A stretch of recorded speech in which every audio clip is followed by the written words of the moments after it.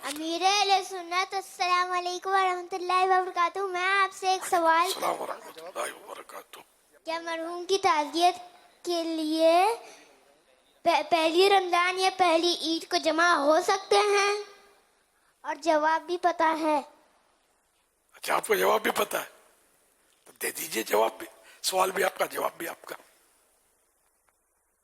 جی ہو سکتے ہیں. ہاں، اگر چاند رات کو انتقال ہوا ہے رمضان کی تو تعزیت کے لیے پہلی رمضان کو ہو تو سکتے ہیں. بات تو صحیح ہے. کھینچتان کے میں نے آپ کا جواب صحیح کر دیا ہے.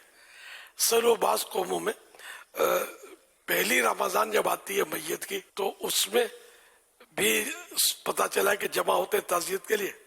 اور پھر ایک پہلی عید، جب اس کے بعد بھی رمضان شریف کے فوراً بعد عید آتی ہے تو اس میں بھی تعزیت کے لیے جمع ہوتے ہیں. اور باقاعدہ سوگ کا ماحول بنایا جاتا ہے. روتے دھوتے ہوں گے، یہ عورتیں خاص کر اپنی مخصوص آواز نکالتی ہوں گی. تو یہ اس طرح کا ماحول بنانا سوگ کا، یہ اگر 3 دن ہو چکے ہیں تو مطلب سوگ منا نہیں سکتے.